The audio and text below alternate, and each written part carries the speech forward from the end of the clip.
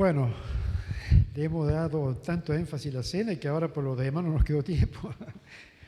Me han dicho así, 11:15 tenemos que terminar la reunión. Hay que respetar los tiempos, me han dicho. Así que bueno, vamos a hacer todo lo posible porque estamos estudiando y estamos estudiando el libro de Romanos. Pero para estudiar, como esa palabra lo dice, estudiar se necesita mucho más que 20 minutos, se necesitan horas, horas. Por eso que cuando agarro este micrófono, estoy acá, nunca me pierdo la oportunidad de insistir. Hermanos, leamos las Escrituras. Uy, qué pesado, va a decir uno. Otra vez, otra vez con lo mismo. Sí, hermano, leamos la Escritura, más estudiemos la Escritura. Yo lo digo porque yo sé que la palabra de Dios no se está estudiando mucho. Estamos pasando por un tiempo de crisis espiritual y esto es por esa causa. No estamos leyendo, no estamos estudiando las Escrituras. Y eso de que no tengo tiempo es una excusa que ya se cayó, se terminó, ya no sirve, porque ya a esta altura de la época en que parece que tenemos tiempo para todo, pero menos para eso, en esta época de TikTok, de Netflix, de la televisión por cable, el Mundial de Fútbol, y bueno, de escuchar a los políticos, estamos en época de elecciones, tenemos tiempo, horas a veces, hasta para ver una película de acción, tenemos tiempo, pero cuando tenemos que abrir la Escritura para decir, no, tengo que... Entonces lo hacemos a veces como una especie de deber, obligación cristiana, pero no lo tenemos que hacer así, lo tenemos que hacer porque es una necesidad espiritual mía. Si en verdad yo quiero crecer, si en verdad yo quiero que mi vida espiritual sea una vida espiritual real, un cristianismo verdadero en el cual no solamente la iglesia lo pueda ver, mi familia lo pueda ver, sino yo mismo lo pueda ver en mi propia vida, los cambios que en mi vida personal deben suceder, solamente es posible, hermanos, a través de un estudio profundo de la palabra de Dios, porque esa es la función que cumple la palabra de Dios, una función de transformación de nuestras vidas. No esperemos que la transformación va a ser mágica, que voy a orar, ay Señor, yo quiero apartarme del pecado. Sí, Dios va a hacer su parte, pero yo tengo que hacer la mía, y la mía consiste en hacerle ver al Señor que realmente mi petición es sincera. No vamos a demorarnos más muy el tema porque acá tenemos la verdadera circuncisión. Vamos a continuar con el capítulo 2 de Romanos. No vamos a demorar tanto porque si no después me decís, no hablaste del tema.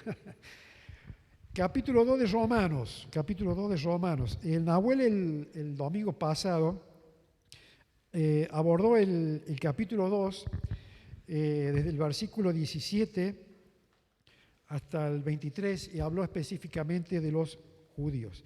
Quiero otra vez resaltar ante que todo la importancia de este libro de Romanos.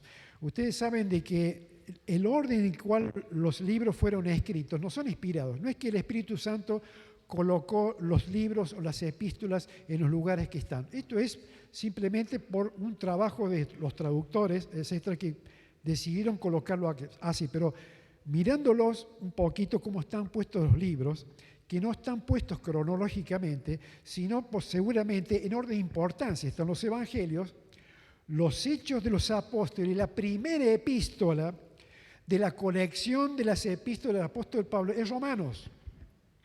Y a mí me parece que no es una casualidad, no sé, para mí creo que el Señor también obró aquí, de que sea Romanos la primera epístola, porque para mi gusto, cada uno tendrá su gusto para hacer las epístolas o los libros, sobre todo el Nuevo Testamento, pero para mí es el libro más importante y es la epístola más importante del Nuevo Testamento. Si tenemos que empezar a leer la Escritura, un creyente que recién comienza la vida cristiana, tiene que leer, por supuesto, los evangelios, tiene que interiorizarse de la historia del inicio de la iglesia y la obra de Dios, pero luego en doctrina tiene que comenzar a leer Romanos. ¿Por qué? Porque allí está el fundamento del evangelio que nosotros predicamos. ¿Cómo vamos a poder predicar el evangelio si no lo conocemos? Tenemos que conocerlo en profundidad. tenemos que dar razón de ser a aquellos que ignoran. Si nosotros abordamos a alguien que no es de Cristo y nos hace preguntas, ¿qué le vamos a contestar? Tenemos que responder con fundamento. Cuando yo me encuentro, por ejemplo, con alguien que no es de Cristo, lo tengo aquí al lado mío, y le voy a predicar el Evangelio, pensemos un poquito en esa situación. ¿Qué es lo primero que le voy a decir? Lo primero que yo le voy a decir, voy a tratar de explicarle de que es un pecador, una pecadora. ¿No es verdad? Eso es lo primero que hacemos, es necesario hacer eso. ¿Cómo vamos a hablar de salvación si antes no le explicamos salvación de qué? ¿De dónde tengo que ser salvado? ¿Por qué tengo que ser salvado? Entonces hay que explicarle que todo hombre y mujer sobre este mundo es un pecador. Eso es precisamente lo que habla Romanos capítulo 1, desde el versículo 18 en adelante. ¿Qué es lo segundo que le vamos a explicar o vamos a tratar de explicarle? Bueno, le vamos a tratar de explicar, porque si tiene una religión, vamos a tener que decirle, mirad, la religión nos salva. La religión nos salva. Capítulo 2 de Romanos. Habla precisamente de las personas que quieren justificarse a través de una religión y pone, por ejemplo, aquí el caso de los judíos, y eso es lo que estamos abordando en esta mañana. Pero avanzamos en Romanos y pensamos un poquito. Bueno, no tengo religión, pero tengo obras. Soy una persona honesta, soy una persona correcta, soy una persona que hace lo bueno. Eso es un argumento muy común en la gente hoy. Yo me porto bien, yo creo que voy a entrar al cielo porque soy una persona buena. Dentro de los límites humanos, soy una persona justa. Capítulo 3 de Romanos. Nadie puede ser justificado por sus obras, ni siquiera por las obras de la ley, aunque sea la ley de Dios como era la ley de Moisés. Seguido esto, tenemos que hablarle de la fe. Tenemos que hablarle de que el hombre y la mujer sin Cristo es salvo por la fe, creyendo en la persona del Señor Jesucristo. Capítulo 4 de Romanos. Y pone el gran ejemplo bíblico, por supuesto, que es Abraham. Acto seguido, una vez que he comprendido que soy un pecador, que no puedo justificarme a mí ni por la religión ni por mis obras, y he creído porque realmente en mí ha habido la fe para creer en el sacrificio y en la obra de Cristo Jesús. ¿Qué ocurre? Los resultados, capítulo 5 de Romanos, justificados pues por la fe, tenemos paz para con Dios, y avanza así la Escritura. Capítulo 6, capítulo 7, el bautismo. Acto seguido es bautismo. Bautismo por agua, bautismo por el Espíritu Santo. Y capítulo 8, toda la obra del Espíritu Santo en la vida de aquel que ha conocido a Cristo como su Salvador. Han visto así, muy resumido, cómo los 8 primeros capítulos de Romanos están allí el fundamento del Evangelio que nosotros predicamos. Nos vamos a detener ahora en esta parte que hemos comenzado a ver el domingo pasado, que es el ejemplo de los judíos. Podría haber puesto otros ejemplos, pero pone este porque es, digamos, el grupo religioso judío posiblemente sea el más exigente, el más duro en cuanto a todo lo relacionado con las cosas de Dios. Aquí dice, este es un mensaje que lo hemos leído el domingo pasado, y aquí tú tienes el sobrenombre de judío. No sabemos si esto lo decía porque había judíos en Roma o porque seguramente había judíos que habían llegado a Roma y le habían predicado el Evangelio. Bien sabemos que los primeros predicadores fueron los apóstoles, y todos los demás primeros predicadores y misioneros que salieron a predicar el Evangelio salieron precisamente de los judíos. Mayoritariamente eran todos judíos. El apóstol Pablo comenzó a predicar el Evangelio a los que no eran judíos, pero él era judío. Por lo tanto, era muy difícil poder predicar el Evangelio sin que los que no eran judíos no conocieran el contexto y la historia judía. El Señor Jesús era judío y Él muere en un marco histórico judío. Es decir, que es inevitable tener que hablarles a aquellos que no eran de Cristo, de la historia de los judíos. ¿Qué pasaba en este caso? Vamos a leer a partir del versículo 25 hasta el 29, que son los pasajes que nos competen esta mañana. Leamos. Romanos 2:25, pues en verdad la circuncisión aprovechas y guardas la ley. Pero si eres transgresor de la ley, tu circuncisión viene a ser incircuncisión. Si pues el incircunciso guarda las ordenanzas de la ley, ¿no será tenida su incircuncisión como circuncisión? Y el que físicamente es incircunciso, pero guarda perfectamente la ley, te condenará a ti que con la letra de la ley y con la circuncisión eres transgresor de la ley. Pues no es judío el que lo es exteriormente, ni la circuncisión, la que se hace exteriormente en la carne, y aquí está el verso central, sino que es judío el que lo es en lo interior, y la circuncisión es la del corazón, en espíritu, no en letra, la alabanza del cual no viene de los hombres, sino de Dios. Bueno, aquí tenemos que entrar en otro tema, que en realidad yo lo quería esquivar, pero no lo puedo esquivar, hay que hablar de esto. ¿Qué es la circuncisión? ¿Qué es la circuncisión? Bueno, usted sabe que yo tengo un problema de lo que se llama pudor para poder explicar estas cosas. No está Juan Carlos acá, ¿no es cierto?, que es médico.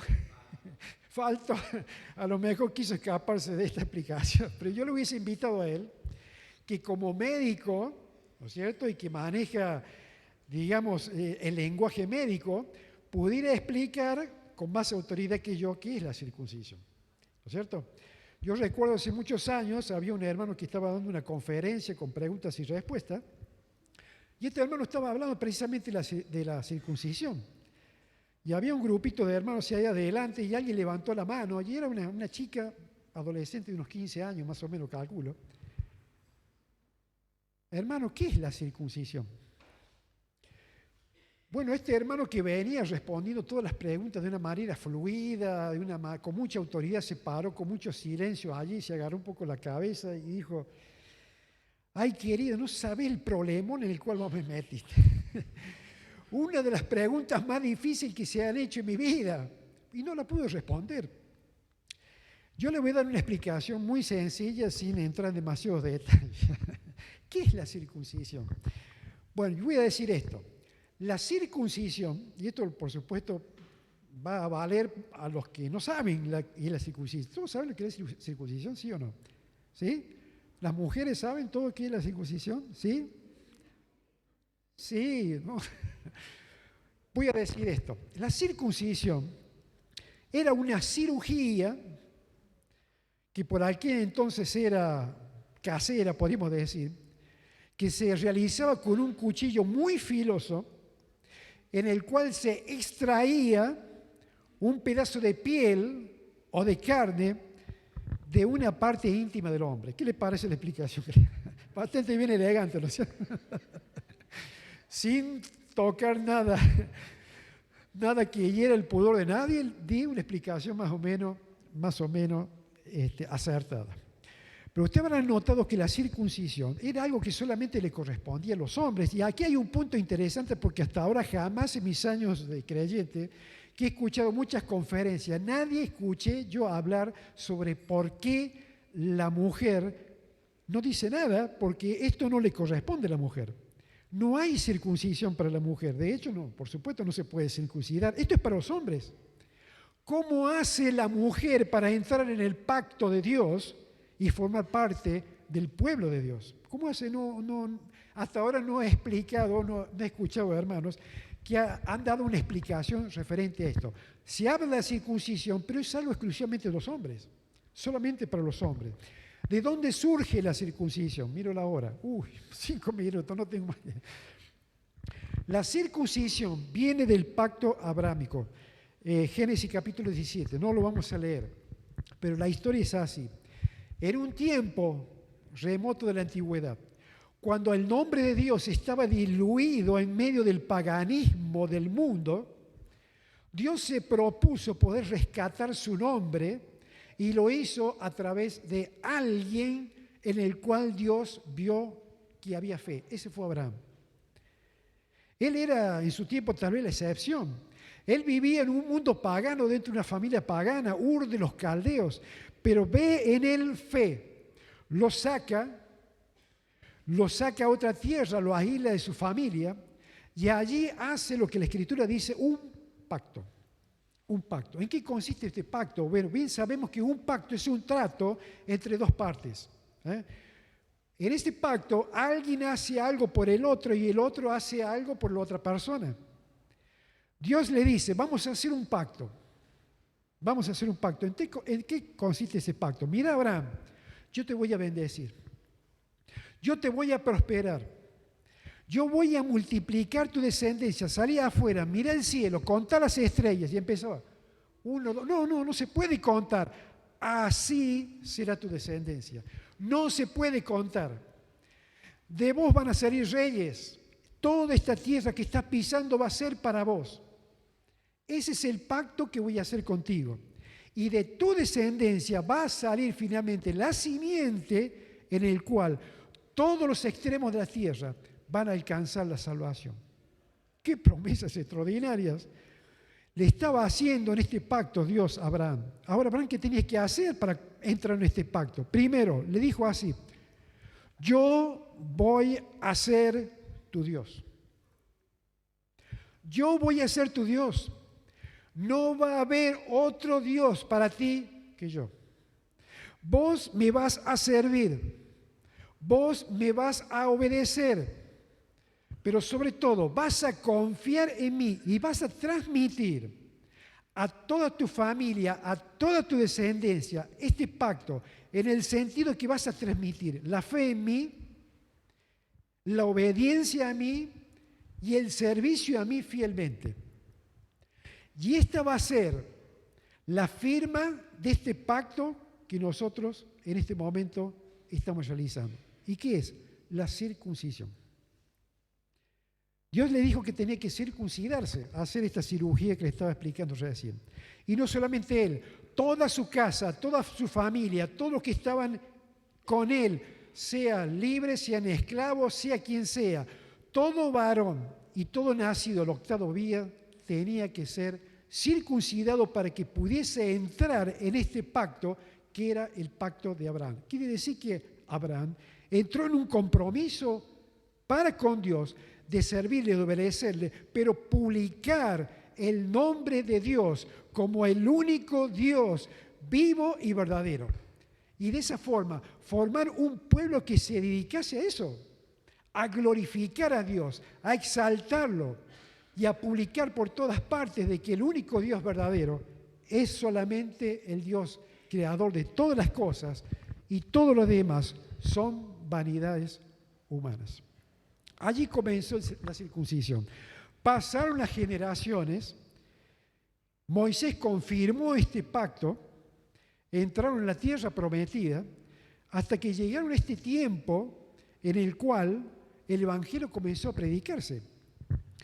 Entonces, aquí, cuando plantea Pablo este hecho de la pecaminosidad humana, entra a hablar de los judíos y entra a hablar acá de un tema delicado. Porque Pablo comienza a meterse con algo extremadamente sagrado para el judío, que era precisamente, primero la ley, que lo vimos el domingo pasado, y esto que es la circuncisión, la marca en la carne, la señal de que era parte del pacto, parte de lo que decían, pueblo de Dios. Ahora, como el Evangelio es un mensaje como dijimos recién, incluye a todos los pecadores, incluso aquellos que son judíos, que tienen la ley, que guardan la ley o intentan guardar la ley y aún están circuncidados. Todos ellos, con la ley, con la circuncisión, dice Pablo, y este es el resumen final de este libro, no pueden ser justificados para salvación. Ahí estamos tocando algo delicado para los judíos. Esto fue algo que no les cuadró ni siquiera a los cristianos judíos del primer tiempo. Veamos qué dice Hechos 15.1. Hechos 15.1. Fíjense lo que pasa allí. Es un texto que tal vez lo hemos repasado muchas veces, o alguna vez importante. Es una etapa importante de la historia de la iglesia. Entonces, algunos que venían de Judea enseñaban a los hermanos: si no circuncidáis conforme al rito de Moisés, no podéis ser salvos. Imagínense Pablo cómo se agarraba la cabeza, porque dice acá más adelante en el verso 2, como Pablo y Bernabé tuviesen una discusión y contienda no pequeña con ellos, es decir, con estos maestros, con estos predicadores, se dispuso que subiese Pablo y Bernabé a Jerusalén y a algunos de ellos, a los apóstoles y a los ancianos, para tratar esta cuestión. ¿Cómo es esto? Que en estas iglesias donde nosotros hemos predicado el Evangelio, ahora vienen estas personas para decir esto, que los cristianos se tienen que circuncidar. Estamos hablando de varones nuevamente, ¿no es cierto? Porque si no se circuncidan no pueden ser salvos. Bueno, gran discusión en la cual no nos vamos a extender demasiado, pero esto afectó a muchas iglesias, porque estos falsos maestros entraban detrás de cada iglesia que se formaba como predicación del apóstol Pablo. Y una de las iglesias más afectadas, bien sabemos, fue la iglesia de los Gálatas. La carta del apóstol Pablo a las Gálatas obedeció a eso, porque había entrado el legalismo fundamentalista. Gálatas, vamos a leerlo allí, capítulo 5, versos 3 y 5, dice así: y otra vez, está escribiendo Pablo a los Gálatas, testifico a todo hombre que se circuncida, que está obligado a guardar toda la ley.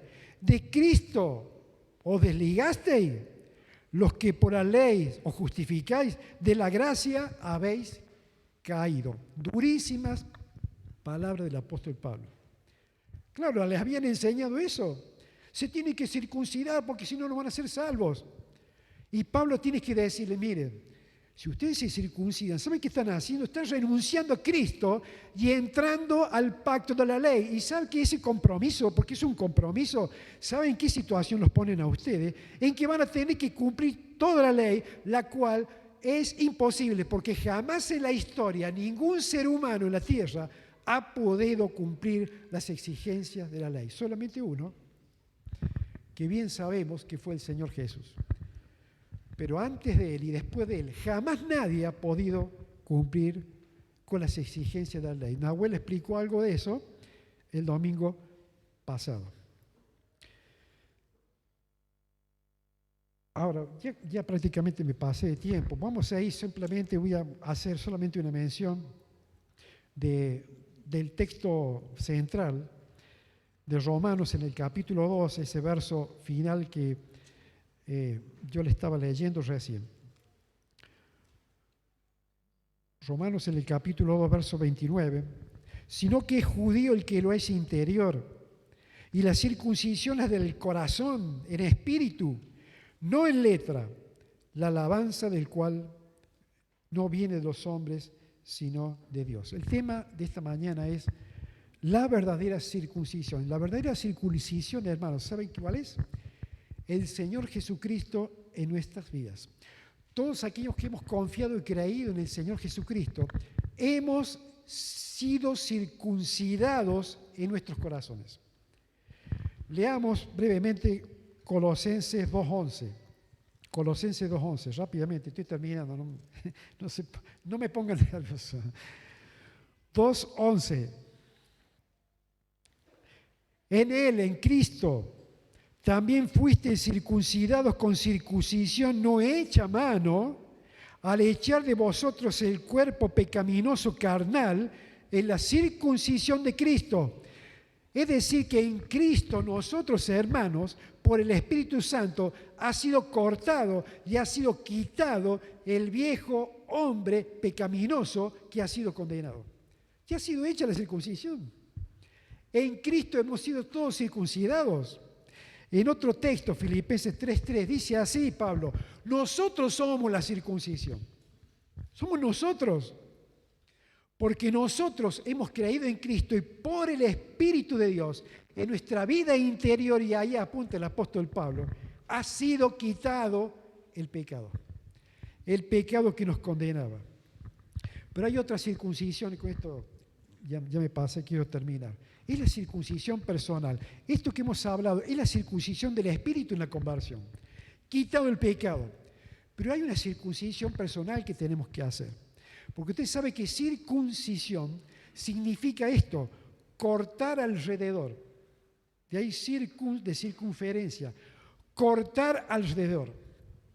Los creyentes por el Espíritu Santo tenemos que definitivamente, hermanos, cortar con todo lo que está a nuestro alrededor. Dar un corte definitivo al mundo. Dar un corte definitivo al pecado. Sabemos que los creyentes estamos luchando todos los días con tentaciones. Sabemos que la batalla del creyente es diaria y es feroz. Como decía el apóstol Pablo, todavía no han luchado hasta la sangre, decía él, combatiendo contra el pecado. Tenemos que combatir contra el pecado que está en el mundo, pero también el pecado en su presencia que está en nosotros. Porque si somos tentados es porque la presencia del pecado está ahora en nosotros y nos tienta y nos arrastra. Tenemos que dar un corte. ¿Y cómo se hace? Bueno, dice una escritura muy conocida, que la palabra del Señor es comparable a una espada de doble filo que penetra hasta lo más profundo, diciendo los pensamientos, las intenciones del corazón. Esta es la palabra de Dios que yo quiero intimar, alentar a todos los hermanos a examinarla todos los días, porque con esta palabra, hermanos, y con el sostén y el poder del Espíritu Santo, vamos a poder cortar definitivamente contra estos males del mundo que aquejan a los creyentes en la iglesia y que tienen apagado a muchos creyentes, que no pueden servir al Señor con todo el poder que hay en el Espíritu Santo en ellos. Cortemos definitivamente en la circuncisión por el Espíritu Santo de Dios. Vamos a terminar con una palabra de oración. Ya me recontrapasé del tiempo que me habían dado. Bueno, y estos cortos pensamientos puedan ser de utilidad, pero nuevamente los desafíos, hermanos. Agarremos la Escritura, apaguemos el televisor. Yo sé que es durísimo extender la mano. ¡Ay, qué duro! Ustedes saben que la circuncisión era una cirugía dolorosa, muy dolorosa. Hay una historia, bueno, no la quiero alargar, pero ustedes la deben recordar, la historia de aquel hombre que había violentado a una mujer de las hermanas de Jacob, de los hermanos de Jacob, mejor dicho, los hijos de Jacob. Y bueno, como tenían una intención al parecer de esta familia, que era una familia que pagana, digamos así, bueno, vamos a hacer una cosa, acá que se casen los chicos, que se casen y ya está todo arreglado. Dijeron, pues está bien, pero vamos a hacer una cosa, que se circunciden todos ellos, toda la familia, todos los varones. Y cuando se circuncidaron fueron ellos, los hermanos de esta chica, y los mataron a todos. ¿Por qué? Porque dice que estaban tan doloridos con la circuncisión que no se podían mover para defenderse. La circuncisión es dolorosa. Cortar es doloroso.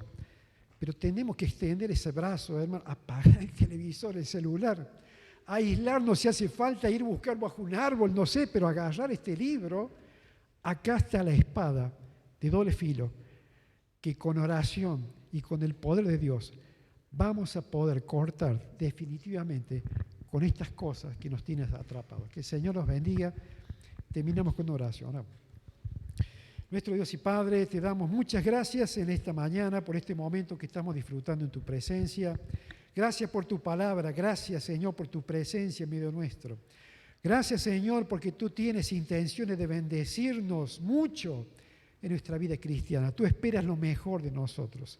Haz tu obra, Señor, y que no exista resistencia en nuestra vida cristiana, para que seamos transformados a la imagen de nuestro Salvador y seamos para tu gloria en este mundo. Señor, gracias, bendice el resto de este día, porque lo rogamos y agradecemos en el nombre del Señor Jesús. Amén. Bueno, habrá algunos anuncios, creo yo.